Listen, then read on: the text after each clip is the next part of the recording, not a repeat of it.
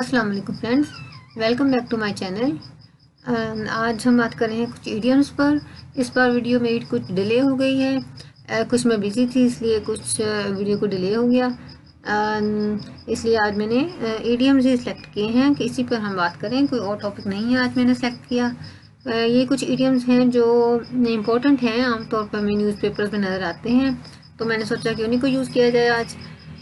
कुछ और भी थे इडियम्स जिनको मैंने यूज़ नहीं किया क्योंकि वो मेरे पास बुक्स में हैं लिखे हुए, लेकिन वो अगर सर्च करें इंटरनेट पे तो वो आपको नहीं मिलेंगे, इसलिए फिर मैंने वो यूज़ नहीं किए क्योंकि वो फिर कुछ लोगों को ऑब्जेक्शन होती है कि ये कहाँ से आई है ये चीज़, तो वो मैंने यूज़ नहीं किए। ये कुछ इम्पोर्टेंट किस्म के हैं तो मैंने सोचा इनको यूज़ किया जाए।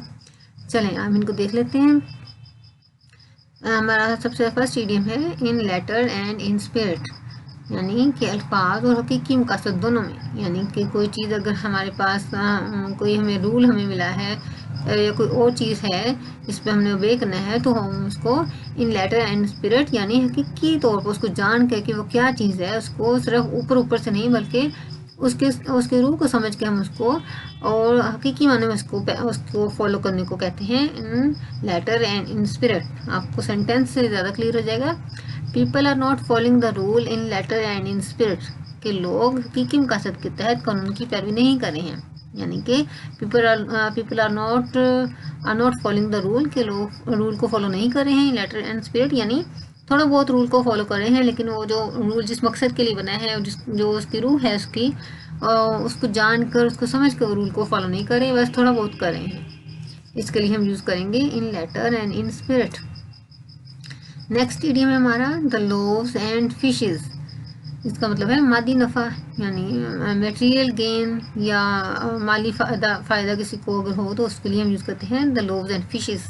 इसका सेंटेंस कैसे है? Some people join NGO not for serving but for the loaves and fishes. के कुछ लोग NGO को ज्वाइन करते हैं, नॉट फॉर सर्विंग लोगों की खिदमत के लिए ज्वाइन नहीं करते, but for the loaves and fishes बल्कि जो मादी नफ़ा उनको मिलने वाला होता है उसके लिए वो NGO को ज्वाइन करते हैं।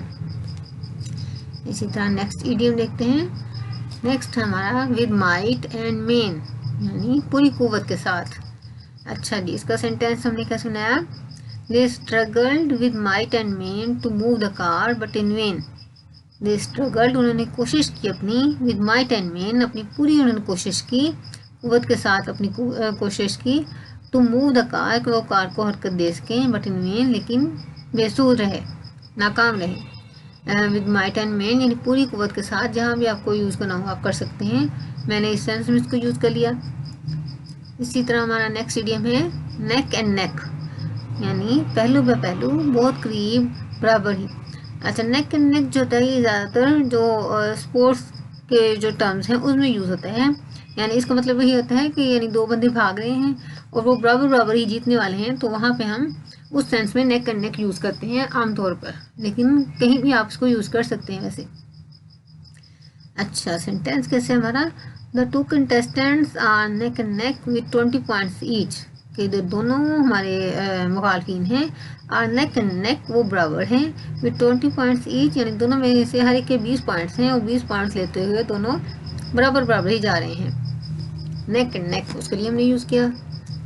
इसी तरह नेक्स्ट इडियम हमारा है द रैंक एंड फाइल।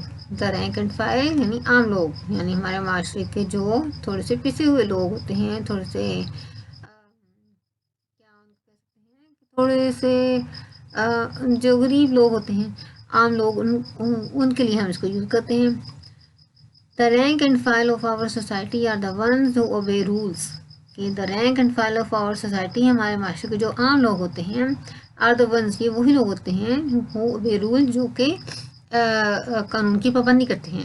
यानी आमतौर पर हम ये देखते हैं जो हमारे माशरे के लो तबका होता है, पिसे हुए जो लोग हैं वो डरे होते हैं, तो रूल्स वो ज़्यादातर वही फॉलो करते हैं, तो उस सेंस में ये सेंटेंस बनाया मैंने।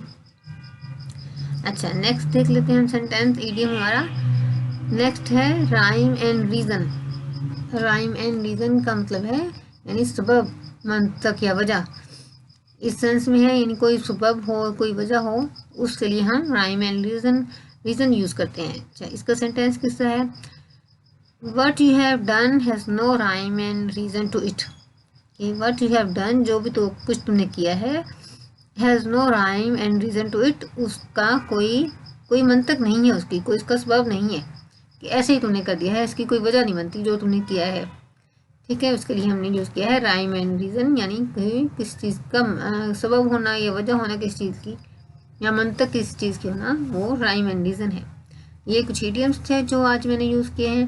नेक्स्ट वीडियो में किसी और टॉपिक साथ मिलेंगे। अच्छा, मैं ना सोच रही हूँ कि मैं ट्रांसलेशन थोड़ी सी किया करूँ इंग्लिश बुक्स की, कोई भी बुक्स हों, नॉवेल्स हों या कुछ कोई भी इंग्लिश की बुक्स हों, मैं सोच रही हूँ कि मैं थोड़ा सा स्टार्ट करूँ। आप लोग मुझे ओपिनियन दें कि आप लोग क्या देखना चाहते हैं या किस तरह की आप चाहते हैं ट्रांसलेशन में क्या करूँ। उर्दू टू इंग्लिश नहीं मैं करूँगी, मैं इंग्लिश टू उर्दू मेरा अभी इरादा है करने का। जो फेमस बुक्स हैं उनके पैराग्राफ जो फेमस हैं या कुछ इस तरह की कोई चीज़ हो या कोई भी और टॉपिक अगर आप चाहते हो तो मुझे ज़रूर बताएं कि किस तरह से हम वीडियो को यूट्यूब चैनल को लेकर चलें। जो भी आप सजेशन देंगे मैं उस पर ज़रूर देखूँगी, अगर कोई अच्छी लगी तो मैं उसको फॉलो करके वैसे भी हम कर लेंगे। ठीक है, मुझे ज़रूर बताइएगा, मैं मुंतज़िर रहूँगी कि आप क्या सजेशन देते हैं, तो हम वैसे कर लेंगे। नेक्स्ट वीडियो में हम देखेंगे कोई और टॉपिक। टिल देन अल्लाह हाफिज़।